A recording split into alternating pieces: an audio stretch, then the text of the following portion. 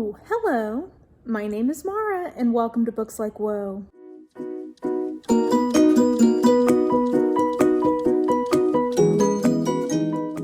Alright guys, I gotta tell you, this is take 2 at filming today because I had started, like when I first got up, I was starting to film and a thunderstorm rolled through and it was as if my entire home had been plunged into darkness. It kept thundering and I kept having to break. So this is take 2 at filming my June reading wrap up, and I'm gonna try to muster the same level of enthusiasm because I had such a good reading month. But anyway, we'll get into it. We'll start with my stats and then we'll get into my disappointments, surprises, and hits.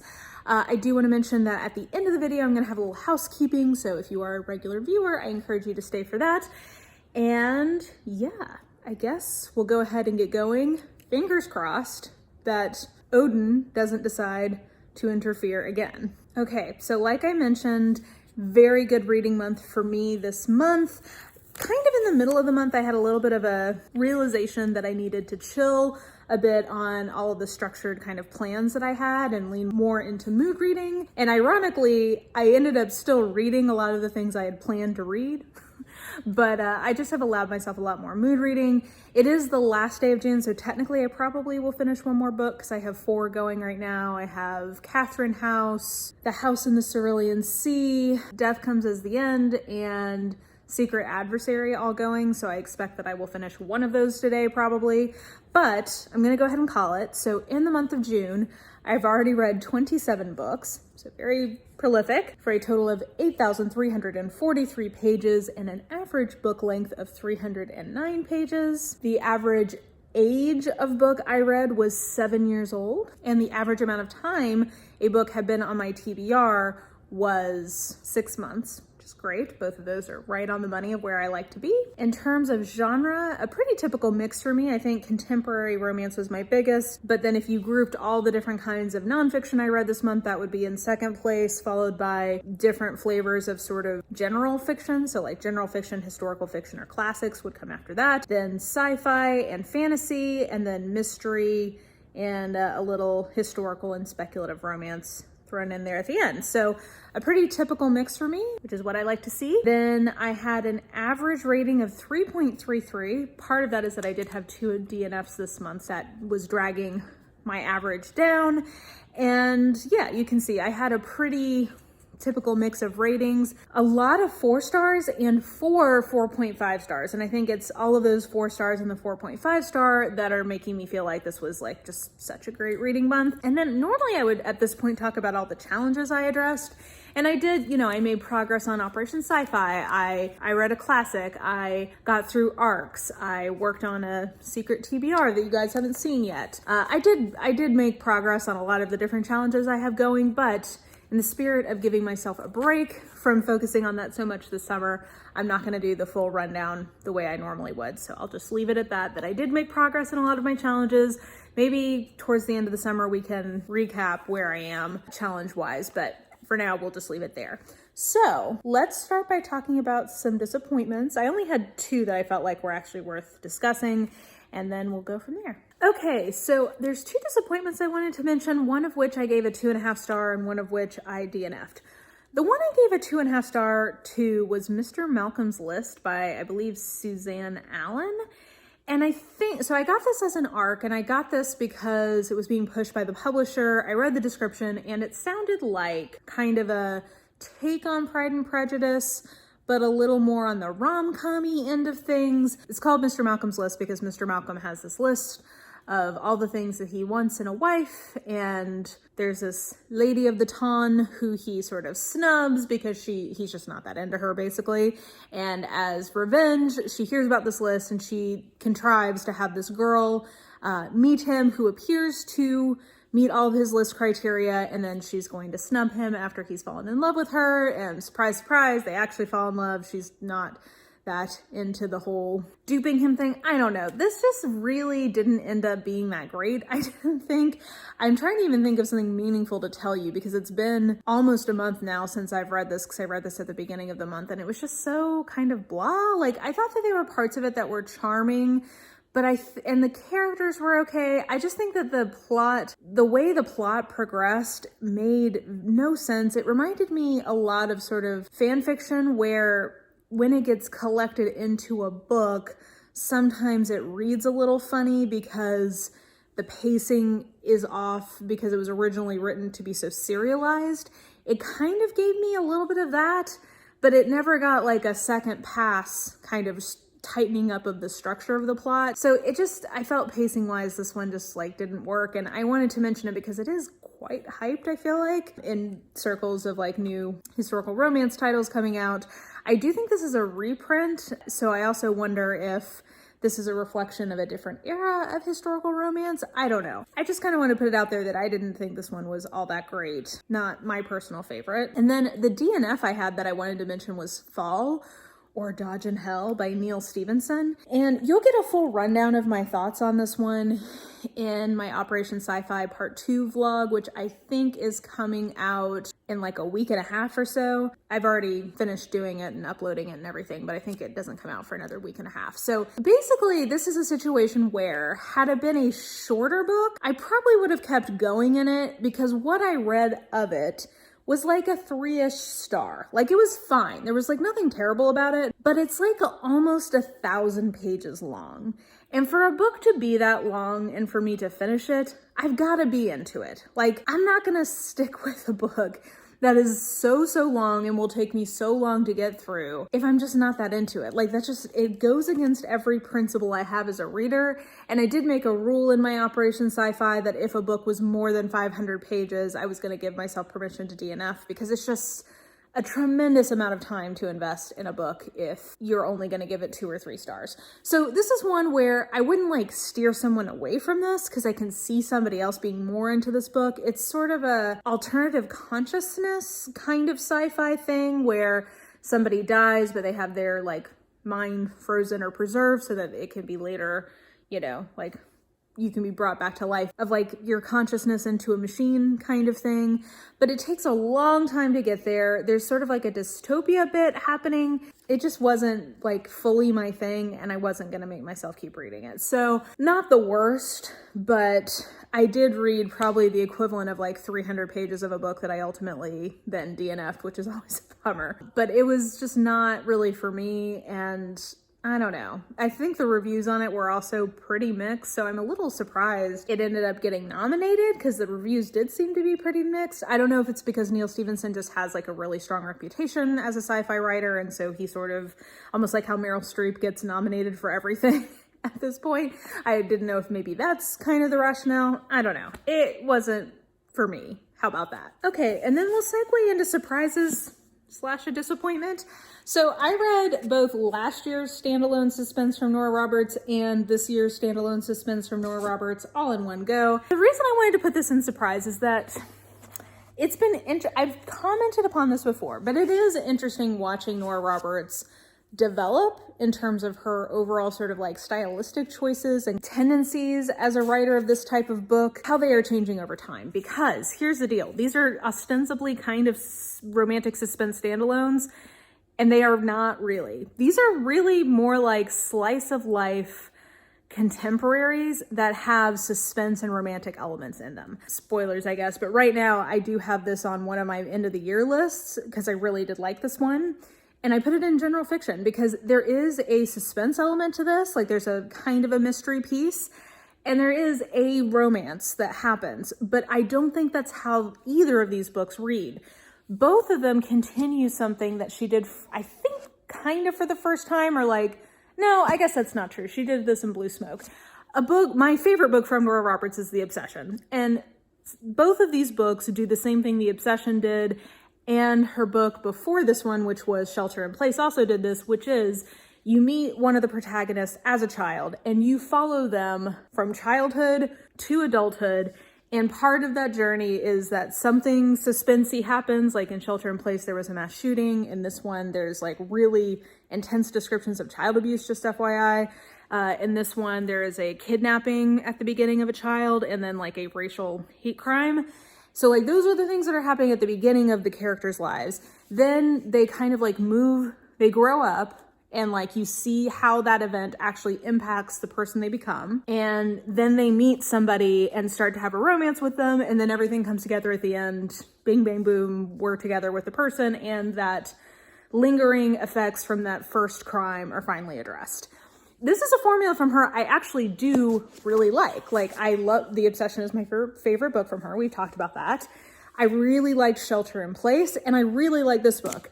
This book takes that one step too far because it's just too meandering. I think that this is a good example of her trying to have more characters with more backgrounds in terms of like race in particular for this one. And I do think that it has an element that is a little bit clumsy in that respect. And to me, as a white reader of this, I felt like this didn't fully connect for those elements. This is something that is hard to do well. I appreciate seeing what appears to me to be an attempt for her to have more inclusion in her casts and to have different kinds of potential conflicts that enabled by having different types of characters represented in her books. I also saw this with Golden in Death. Like, one of the main characters in that book, or like the main focus, is a gay couple, and she's definitely had queer characters in the past in her books, but that was one of the first ones where I really felt like you got the same love and attention to that relationship that she gives to non-queer couples. Like, at least my perception of that was handled well. And I think she was attempting something like that in this book. And I just think for me, because like it just was a little clumsy. And even aside from all of that, I also just felt like this book was a little bit meandering. So I feel like I've talked for like 10 minutes about this. Hopefully I edit this down to something a little more coherent. All that to say, the surprise here is I still really am intrigued by her books that are like this. I am excited to continue to see where she goes. And it is interesting to me to see that the last 3 books now of this ilk have all been so similar in their structure, and kind of makes me feel firm in saying it's clear to me that she is much more interested in sort of like general slice of life fiction than she used to be. And she includes the suspense and the romance elements in there sort of because she has to, maybe, or because she's just used to including those elements.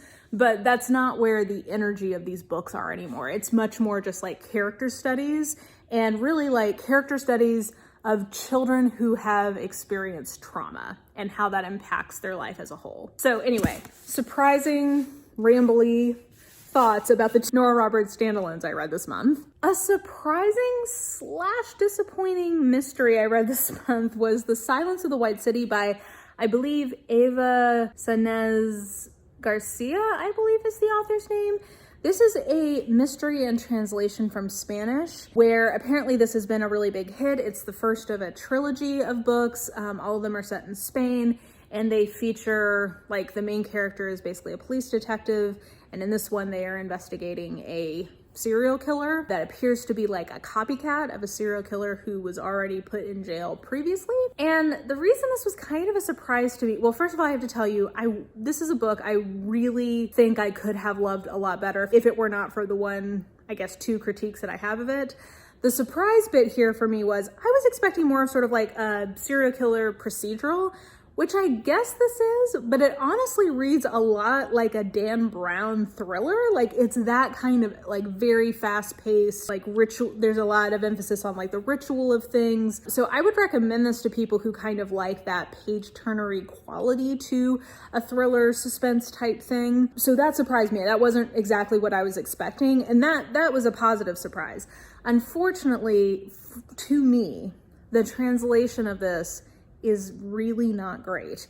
And it was so hard for me to really get lost in the book because I was constantly being taken out of the flow because the sentence phrasing was so awkward.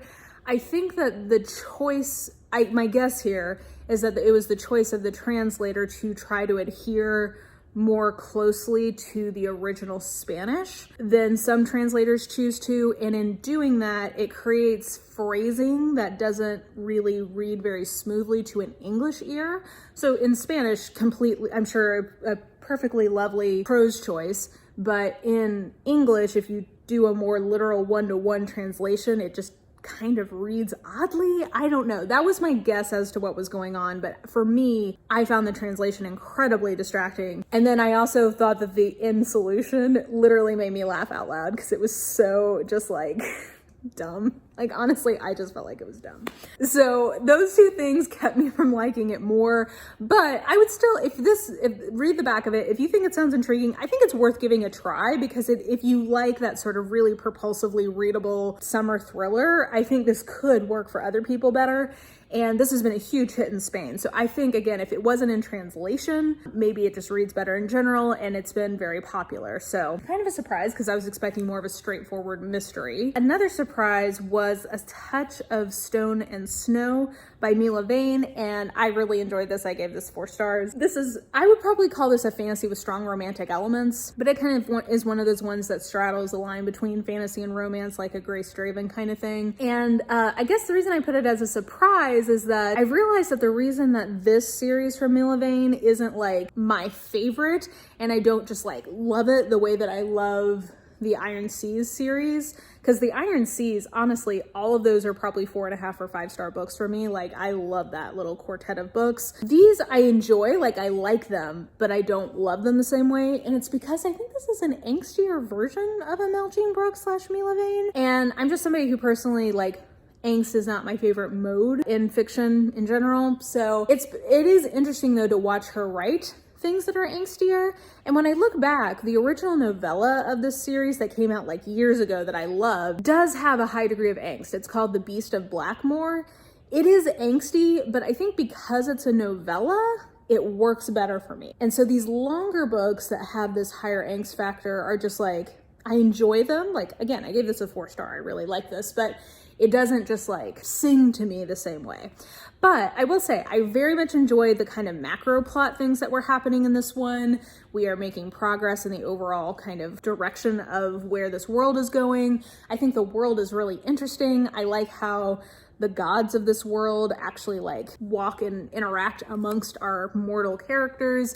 This one is sort of like a second chance romance kind of thing, because main characters knew each other as children, and like because of the political machination forces around them were forced apart. I really love the character. Like, there's a lot to like in this. It just is a angstier flavor of Mila Vane, which is sort of an interesting experience for me as a reader, having come to her work from the Iron Seas series. And then one last surprise. I just wanted to mention Passing by Nella Larson, and I can't really get into this too much because the thing that was like so surprising to me was the ending. But I read this upon the recommendation of several people, but the one that really tipped me over was Bree Hill. And this is a classic of Harlem Renaissance literature about 2 women who are Black but pass as white, and how their choices around that have shaped their lives in different ways.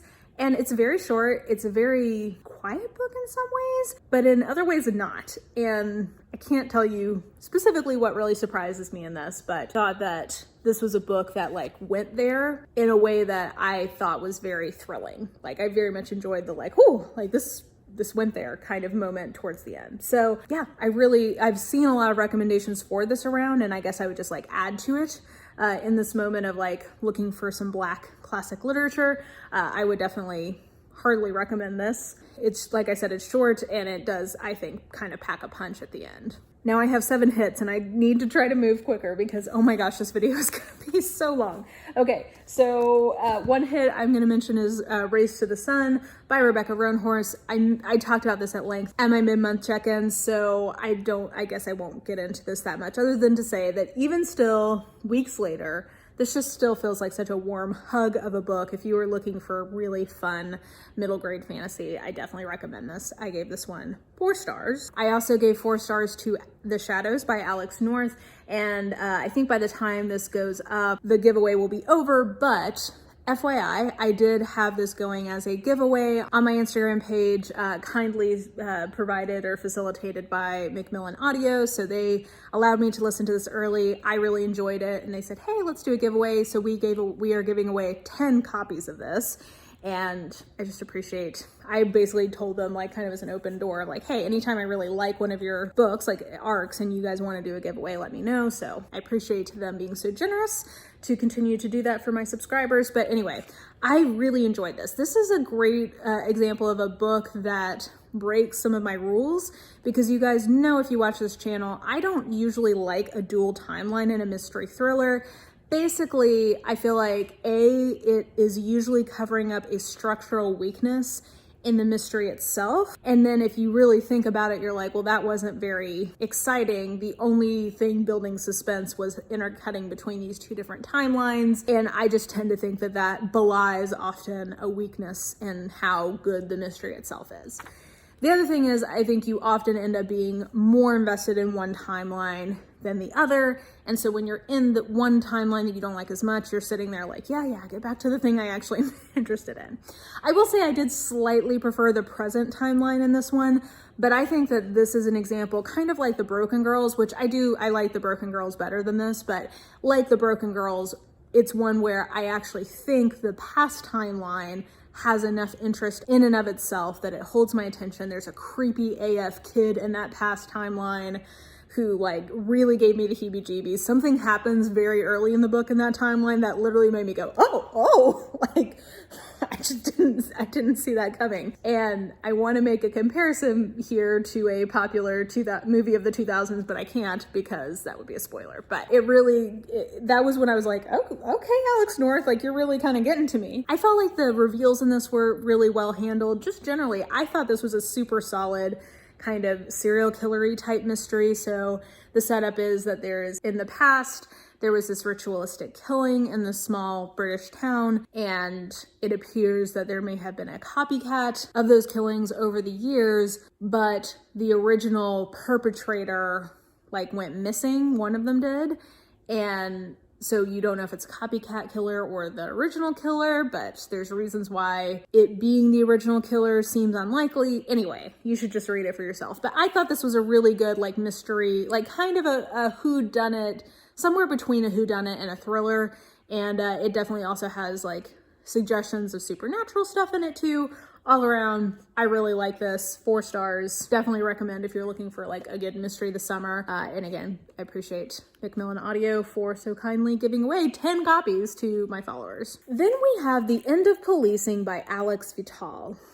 And this is a book that really is going to give me food for thought for a long time, and really, I think, change the way I think about the topic of policing. The only reason I didn't give it a 4.5 stars is that I do think, in terms of like a work of nonfiction itself, it gets a little dry in places and isn't like the best piece of nonfiction writing I've ever encountered.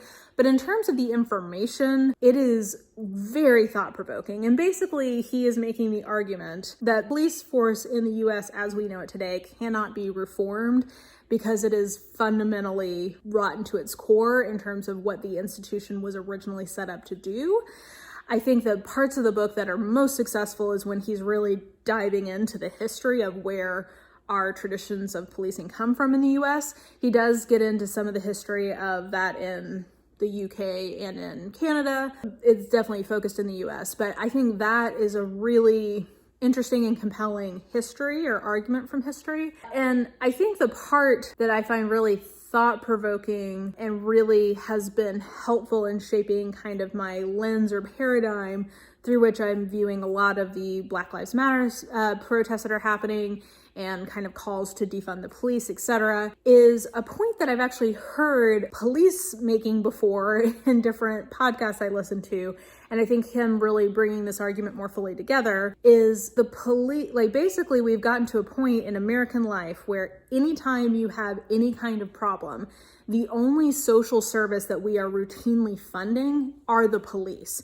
So like if you have a member of your family who is mentally ill and is having some sort of episode, and like if they are getting aggressive, the only recourse you have if you are fearful for your safety or for their safety is to call the police, and you are inviting people who are trained to respond with violence to that situation. No matter what the individual officer's intentions are, like their specific function in theory is to be vessels of state-backed violence in a situation. And so often that is not what is actually needed in a situation. So often what is needed is a mental health professional or somebody who has access to give somebody ability to provide them like temporary housing or whatever.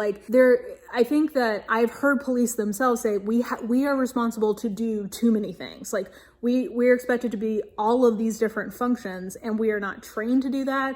We are not staffed to do that. And we as a community have in most communities across America have stopped funding all other forms of social services that we now expect the police to play a role in our communities that they are not equipped to do. And it leads to more violent outcomes that are not ultimately, I think, what anybody in the situation actually wants to have happen. And I thought that piece and really digging into all of the different areas where that is true was really effective. I think the pragmatist in me is I just don't see, so long as we have such a unregulated and robust gun culture, it is hard for me to imagine that we can actually get rid of policing here in the US. I think that it is a part of a bigger system of violence and a cycle of a violent culture that has to be addressed at a more base level for that to be something realistic.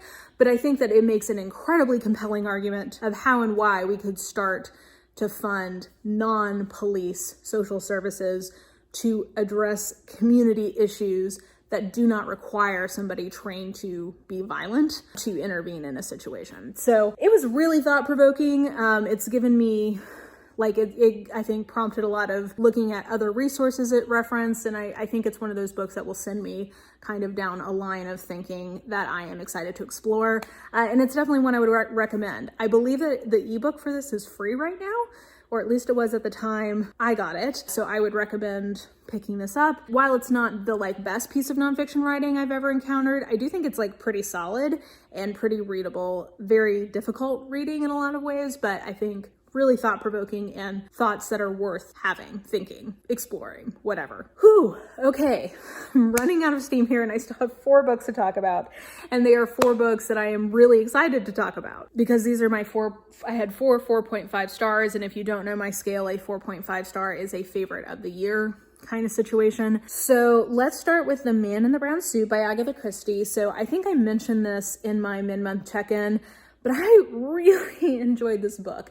Now, I would have given this a 5-star had it not been for all of the really intense, in-your-face colonial stuff that comes in at the end of this. And I will say, I think that most of the attitudes that are reflected in that are indicative of the characters and not directly kind of coming from the authorial posture necessarily. They are indicative of their time and not great. And I would warn anybody who is going into this book that towards the end of this book, you get a very sharp turn in that direction. I would also warn you that there is very casual references to intimate partner violence that I think are meant to be hyperbolic, but they come so often that it becomes sort of is this actually a thing that's going on? I can't tell. So those 2 things were very jarring notes in what otherwise was a very rompy Agatha Christie action-adventure thriller. My favorite one that I've read from her in that mode, I think, because I tend to really like Agatha Christie in that mode. I personally have a lot of affection for The Secret of the Chimneys or The 7 Dials Club or The Big Four. All of those things are ones that I don't objectively argue are good, but I just think they have such a jolly japes, fun in the 20s kind of vibe to them that I just really get swept along in her stories that have this quality to them. And this one is my favorite of those, I think. And I think it's probably the best quality of the ones I've read in that mode from her. There's nonsense political intrigue, it makes no sense. There's bonkers whodunitness that again make no sense. But just I think she has a very evocative portrayal of English international travel at this period in history because she had just gotten back from her world tour. She had essentially traveled the globe with her husband and his boss, and you can definitely tell she's been to some of these places, and the kind of evocation of travel in this time period I think is really interesting. I just would give you the warning of you're gonna be kind of just bebopping along enjoying a fun action thriller thing, and then all of a sudden you're gonna get pulled into oh, okay, in this time period this is how they thought about Africans, and this is how they thought about imperialism and whatever. You're gonna have a real twist and the kind of mode in which you are enjoying this book. So I would warn you about that, but I honestly had a really good time reading this one. I'm rounding the bend on the Agatha Christie's I have left to read for the first time, and this is definitely my favorite of the ones that I've been reading this year that I'm reading for the first time. So I'm in the middle of 2, and then I have 3 after that. And then I will have read every Agatha Christie book at least once. So it's my favorite of that project so far. Okay, then my next 4.5 star is a book called When She Purrs by Ruby Dixon. Ruby Dixon writes in a subgenre of sci-fi romance that is kind of bananas. Bonkers, what we would call crazy sauce. Books that are meant to be they're meant to be campy, and they're meant to be enjoyed on that level to some degree. In her universe of sci-fi romances, there's one called the Ice Planet Barbarians series that are like next level bonkers. Like, they're truly meant to just be campy fun, and they're good. Like, they're very good versions of that. There's a lot of love, I think, in Romancelandia for Ruby Dixon and that particular series. Like, I think a lot of people are like, I don't normally like sci-fi romance, but like that version of it, we can get down with. Her Rizda-verse books, though, I would argue are genuinely really good books. And I think that they are exploring trauma, because all of the heroines in these books are humans who were abducted at some point and were enslaved as sexual property of aliens for years. And they have been granted land on this like little podunk planet called Rizda. And they are all of these are marriage of convenience stories, because they are realizing even though they have gained their freedom back, they A, can never go home to Earth, and B, have to get married basically to have somebody to protect them because they are so vulnerable still. And so all of these books have really interesting. Well, A, I love a marriage of convenience, guys. Like, love it. I love a fake relationship. I love any kind, like, I tend to like romances where the will they, won't they get together piece is off the table, and it's more a how will they live together? Like, how are they going to actually have a meeting of the minds and hearts to have like a real life together? I very much enjoy that as a conflict in romance. So almost all of these have that. And they all have these just, I think, really thoughtful character explorations of what it means to make choices when you don't really have choices, how trauma impacts relationships. I think this one in particular has that, because both the hero and the heroine have been enslaved. Like, the hero was enslaved and killed the person who's enslaving him and forcing him to fight in these like gladiator fight things and escape. So I think that what I love about these books, this book, I think When She Purrs is the best one so far in her Rizda-verse ones. Like, they keep getting better and better. What I love about these is she takes what are very campy, fun premises in sci-fi romance. So you get all of the fun of that, but then she has like actual character conflict and actual themes in these books. Ruby Dixon is a pen name for someone. Katie Wilde and Ruby Dixon may be the same person. That was reported, and then Katie Wilde came out and said, no, we're not the same. That may not be true. I don't know. But I know both of them are pen names for best-selling romance authors, and I wish somebody could figure out who Ruby Dixon is, because I would read all their books. Like, I really wish I knew the other names under which they wrote, because these are just like genuinely really good romances in very campy tropes. And that is actually my catnip. So I had to give this 4.5 stars because this is one of my favorite books I've read this year, and I would really recommend it. My next 4.5 star is Exhalation by Ted Chiang, a very different version of a sci-fi story, because we just were talking about sci-fi romance. These are speculative short stories. I guess it is. I mean, this was in the Goodreads sci-fi nominees, finalists, whatever, last year, and I guess it is, but these stories, I think, were just like incredibly beautifully written and told. Thematically, these were actually deep, which can be a problem sometimes in literary fiction, I think, is that there's a little bit of like faux deepness sometimes. This is not that. These are really thematically dense stories. He really packs a punch in a short number of pages. And what tipped this up from a 4 to a 4.5 star is that there is a short story in here called Omphalos, I believe. And it is one of my favorite short stories I've ever read. The ending lines of it literally made me burst out in tears, because I just resonated so much with it, and because it reminded me very much of my favorite line in Jane Eyre. That story in particular really spoke to me as somebody who, grew up fundamentalist and has since left that. I just really connected with that story, but I also really connected with several of the stories in here. I think that this is a great collection. If you're somebody who's interested in kind of more literary fiction and you like sci-fi, I think this would be a great place to start, because these are really interesting speculative type plots that have like a simplicity and beauty in the language, but then also just really, like I said, I think are very thematically dense in a way that good literary fiction should be. Yeah, this was just really, really good. This totally in my mind. I get the hype around this, and I would definitely be very interested in checking out more from Ted Chiang. So he's one on my radar now. So 4.5 stars for this. Not a bad story really in the bunch. Ones I liked more than others, but like I don't think any of these were bad, which is saying something for a short story collection. That is not always the case. And then my favorite thing I read this month, unsurprisingly, was The New Jim Crow by Michelle Alexander. And I could have put this as a surprise, but it was my favorite thing I read, so I felt like it should be a hit.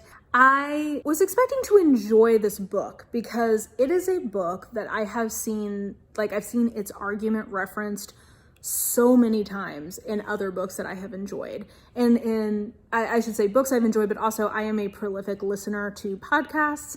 And this is also just something generally in articles, podcasts, but this is a widely referenced work, a very influential argument in anything relating to problems that we have today with the criminal justice system in America, and anything at all related to sort of Black Lives Matter type discussions. And because of that, I kind of put off reading this book. I was like, well, I'm really familiar with what the argument of this book is. I've heard it summarized so many times. I've heard so many quotes from this book. I kind of know what this book is about already. It's not a high priority for me to get to it. With everything happening in the month of June with respect to Black Lives Matter, it was one that I was like, okay, you know what? This is if not now, when, right? This is a great time to pick this one back up. I'd kind of been putting it off on my TBR. I'll go ahead and get into it. And when I tell you that this is one of the best nonfiction books I've ever read, it definitely is. It is such a well-argued piece of historical nonfiction that then makes an argument to today. So the writing is incredibly clear. It chooses the details it's using to support its argument incredibly well. The argument is woven together masterfully. It's just an incredibly well executed bit of nonfiction on that level. And the thing that really worked for me, and I think especially reading it during everything that was happening in June with Black Lives Matter, was the final chapter where she does some prognostication. And she basically explains or argues what she sees as why, when the book was being written, which I think it was definitely during Obama's term still. I want to say it was maybe 2012, 2014, somewhere in there. She makes an argument about why she thinks progress on a lot of the key elements of the civil rights movement that were never fully fulfilled, why she thinks they have kind of stalled out in the last 20 years from when she was writing. And I think she is so spot on the money, and she makes essentially some prognostication about where she thinks civil rights and Black Lives Matters type movements should be moving in to make actual change happen. It's so spot on the money. So I think that in that sense, this was a great time to read this book, because you see, just in seeing how insightful her future predictions turned out to be, it gives you even more respect for her ability to make an argument from the past based on things that have already happened. It's just an incredibly well done book. So even if you're like me and you're like, I kind of know what that book is about, it really is very much worth your time. I think that if I hadn't been so familiar with the overall argument, this would have easily been a 5-star, an all-time favorite.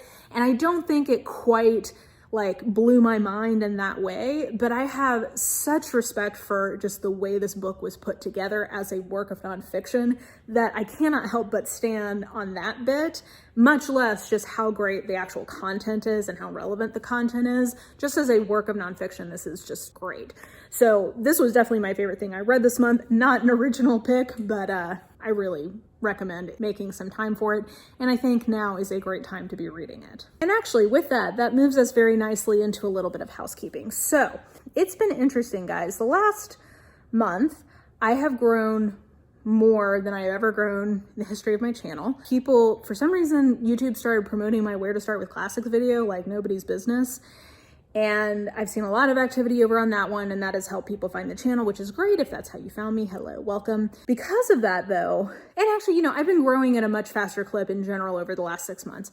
I have a lot more people coming in, kind of meeting me for the first time.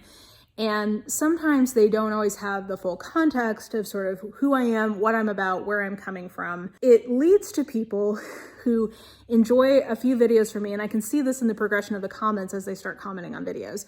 They enjoy the first few videos from me, and then they start making comments of like, you make great content, but you just need to leave your politics out of it, or I wish you would just stick to this, or there's no, you know, I made a very small casual comment in the Where to Start with Classics video of like, you know, one thing about looking at the English classic canon is that it is very homogenous in a lot of ways. And I think what's exciting about the modern classic canon is that we have a lot more voices represented. Literally, I think that's the extent of what I said in that. And I can't tell you, I've had at least in the last 2 weeks alone, I've probably had 10 people comment of like, nothing's wrong with that. Like, why do you have to bring politics into this? And there's two elements to that that really bother me. One is, if you think that everything in life is not political, I don't know who failed you in your schooling, but like somebody did. Literally, life is political. Politics, I think what they mean is partisan politics, but politics is the body politic, how we live together. Unless you are on a rock somewhere in the middle of the Pacific, having somebody airlift your food into you and peeing in a corner, you live with other people and therefore your life is political. Like, period. You may have had the privilege of not having to conceptualize your life as being political, but like, them's the breaks. So on that level, it's just such a like, on its face, hilarious comment to me of like, leave your politics out of it. Life is political. Everybody is coming from a certain point of view. You think that you have a neutral point of view because you have the privilege to think that that is where you're coming from. So that makes me laugh. The other thing that really bothers me about this kind of comment though, is that it is essentially dehumanizing me, because it is acting like I am some sort of atomic content creating machine who has no point of view other than to make you happy. No, because life is political, all of us bring our political baggage to everything we do. And if it bothers you, like, I just can't, this kind of argument drives me crazy. I even had one person outright say this, oh, you're so smart, but I wish you would leave politics out of it. You're totally wrong about that. It's like, okay, well, if you think that I'm smart, maybe what I have to say might be worth listening to. I don't know. But it's all around, it is just a very dehumanizing posture. So like, I just wanted to make it really clear. If what you are coming to this channel for is some sort of like neutral, whatever content, first of all, congratulations on the fantasy world you're living in. Second, I'm going to continue to be myself on this channel. And if you don't like that part of myself, you either are going to have to deal with it, listen, maybe like reflect, learn, grow, and think like, hey, maybe we disagree about these things, but like we can either agree to disagree, or maybe this is an interesting perspective, reflect on, or just go. Like, honestly, just go. I don't, like, if you want to leave comments like that, please just unsubscribe to me, because it is, like I said, the part that, maybe this isn't the part that should most bother me, but the part of it that does most bother me is it really does feel dehumanizing, and like I am some sort of content creating object to somebody, and I just don't deserve that. I don't appreciate it. If you have a problem with my politics, I'm sure you can find plenty of content creators who will be more to your liking, whether that be on the things I was saying about JKR. I know for a fact you can find booktubers who disagree with me about that, and you should just go talk to them. If you have a problem with Black Lives Matter, whatever, like, if you can't respect the fact that I'm a human who disagrees with you about this, then you just shouldn't be here. That was my bit of housekeeping. The other bit is I am going to mention that from now on, you know, I think the day you guys are seeing this is, I think, my birthday or thereabouts. For my birthday, if you are a US citizen, I would absolutely love it if you are not registered to vote, that you would take the time to do that. And I am from now on going to start mentioning at the end when I'm telling you to go look at my description box for whatever. One of the things that will now be in my description box from now on is a link to go register to vote.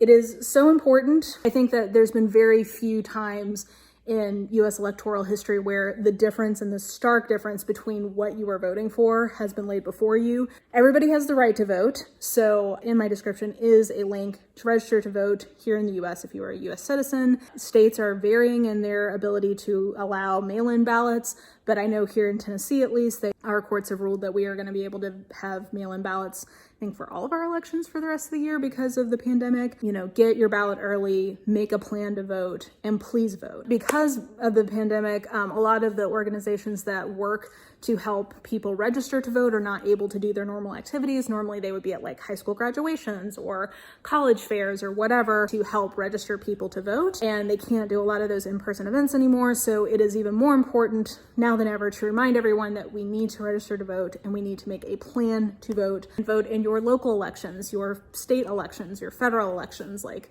please, please vote. So that is my housekeeping item. There we go. Alrighty, friends, that was a long filming bit. I have no idea how long this video will be, but if you made it to the end, congratulations. Let me know how your June reading went. Let me know your thoughts in the comments down below.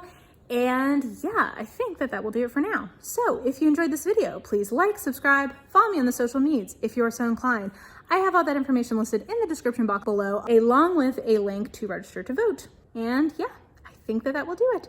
I hope you are having an absolutely lovely day today, and I will just talk to you soon.